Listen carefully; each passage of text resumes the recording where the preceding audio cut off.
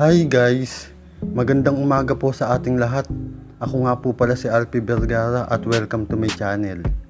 So ngayon guys, may panibago akong tutorial videos. Tuturo ko po sa iyo guys kung paano dumami ang shares sa Facebook post mo. Kaya kung interesado ka sa ganitong video, tapusin mo lang to hanggang dulo. And then kung nagustuhan mo, ikaw ay mag-like, mag-comment, at mag-subscribe na din sa aking YouTube channel. I-click mo na rin guys yung notification bell para updated ka palagi kapag may bago akong uploads. So guys, yun lamang po at maraming salamat po. So mag-uumpisa na po tayo. So ang una natin guys na gagawin, pumunta po na tayo sa Facebook natin. Pindutin po natin tong Facebook. Ayan. So guys, pag naka-open na kayo ng Facebook account nyo, so ako naka-open na ako ng Facebook account ko, pumunta po muna tayo sa What's on your mind dito. So ngayon guys, nandito na tayo sa create post. So magpo-post lang po muna tayo dito ng mga kahit anong post natin. For example, ako. Ayan. Paano dumami?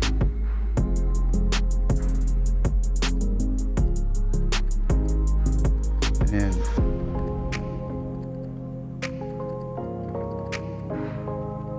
Paano dumami ang shares sa Facebook post?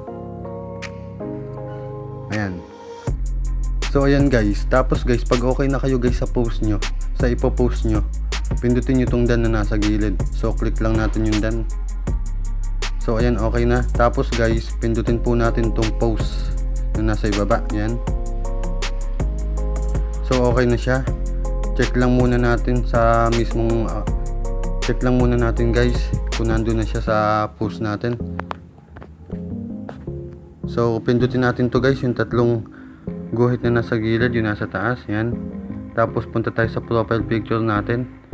So punta lang ako sa profile picture ko, and then check ko lang kung nandito. Scroll down ko lang. So ito guys yung pinost ko ngayon, paano dumami ang shares sa Facebook post mo. So wala pa sang shares. So para magkaroon guys ng shares yan at dumami yung shares, ganito lang guys yung gagawin nyo. Pindutin nyo tong tatlong tuldok na nasa gilid. Ayan. Tapos ika-copy link. Pindutin nyo lang tong copy link na nasa ibaba. Ayan. So na-copy na po natin siya guys. So back na muna tayo. So guys, ngayon pumunta tayo, scroll down tayo, pumunta tayo sa mga friends natin. So ako pupunta lang ako dito sa mga friends ko.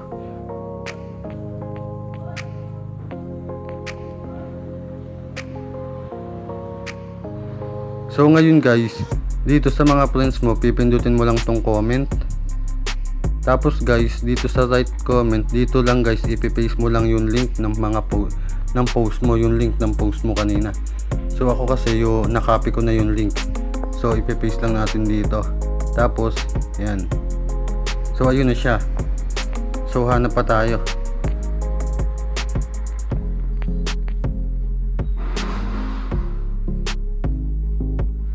Hanap pa tayo. Ayan.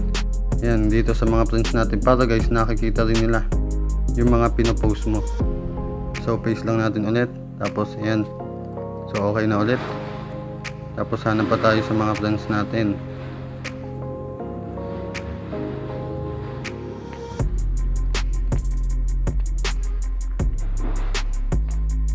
Hanap pa tayo guys.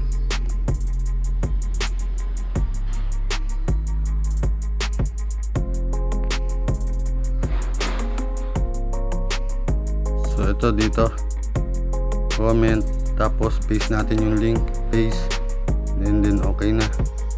Tapos pwede guys kahit dalawa, paste natin. Yan, okay na. Scroll down natin ulit, hanap pa tayo.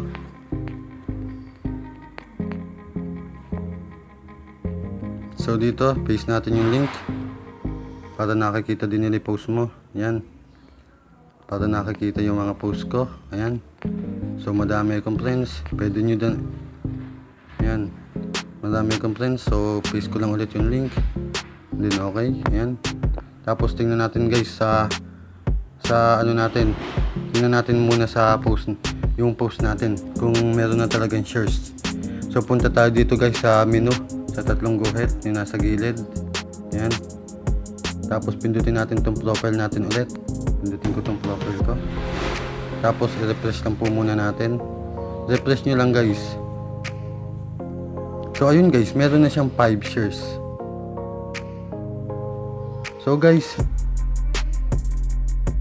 ganun lang po guys kung paano dumami ang share sa Facebook post mo. So guys, kung nakatulong tong video na to sa iyo, maraming salamat sa inyong panonood. Kita-kita na lang po tayo sa next kong video. And peace out.